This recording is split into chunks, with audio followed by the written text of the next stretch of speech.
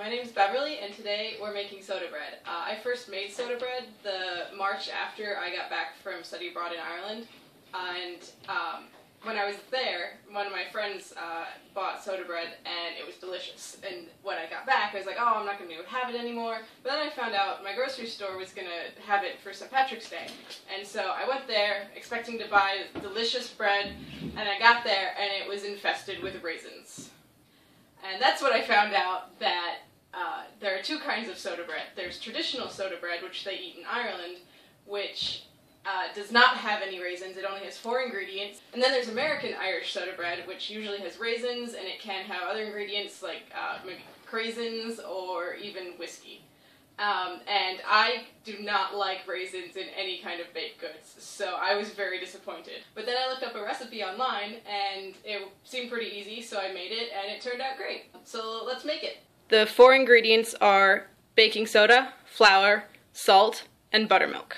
So the first thing we're going to want to do is sift all our dry ingredients into a mixing bowl, and we're going to need 650 grams of flour. So we're just going to put the flour in the sifter and start sifting. And then we want a teaspoon of salt and a teaspoon of baking powder. Baking soda, not powder. Baking soda. And then you mix all your dry ingredients together and then make a little well in the middle for the buttermilk. And then we need 12 fluid ounces of buttermilk. Okay, and then you just pour it in and then mix it together. Now you can start with a spoon, but you're going to have to switch to your hands pretty quickly, I found. So it's almost not worth it, though it does feel really strange at first. So let's go for it.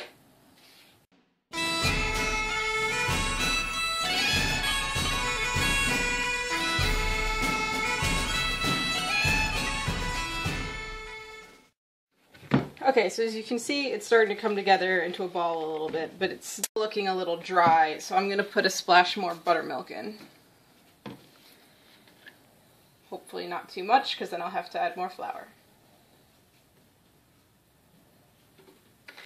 One of the great things about soda bread is that it doesn't have yeast in it, so you don't have to knead it a whole lot, but you do want it to be well mixed together and not stick to your hands too much. It's coming together now. Oh! I forgot to preheat the oven. I always forget to preheat the oven.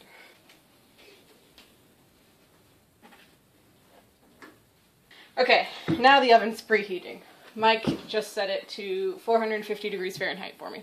It's starting to stick together nicely, isn't too sticky, and as you can see, it's mostly cleaned off my hands, so they'll get pretty messy at first, but then it'll start sticking together, and you won't have much left stuck to your fingers, which is really nice. Once you've got it to the right consistency, so it's not too dry and it's not too sticky, then you're going to want to turn it out onto a floured baking sheet or countertop or whatever, and just shape it into a nice round loaf that's only about 2 inches thick. So, that looks like about 2 inches. Now you get a knife and you just cut a cross into the top. And don't be afraid to go too deep. You don't want it too light, and that'll give it that nice pattern on the top when you're done. Try to get them evenly deep, otherwise you'll have a really wide stripe on one side and a really skinny stripe on the other. I've done that before. Okay, so it's ready to go in the oven now. Just put it on a baking sheet and bake it for 20 minutes at 450 Fahrenheit. And then reduce the heat to 400 and bake it for another 20 to 30 minutes. And there it goes. In the oven. Now you put the kettle on and have a nice cup of tea while you wait for your bread. Okay, the first 20 minutes is up and we're turning it to 400. So time's up. Let's see how it looks. That's looking pretty good.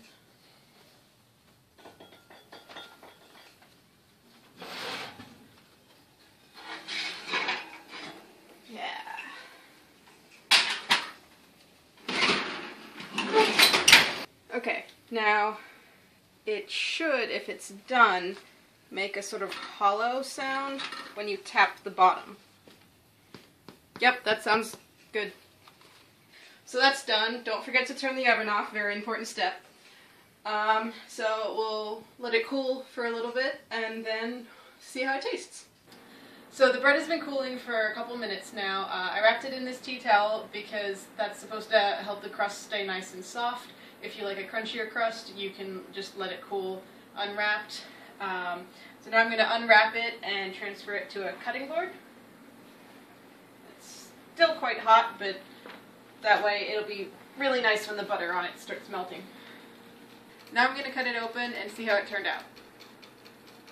It was really good. So that's how I make soda bread. The recipe is in the doobly-doo down below. I highly encourage you to give it a try. It's really easy and really, really tasty. Happy St. Patrick's Day and DFTBA.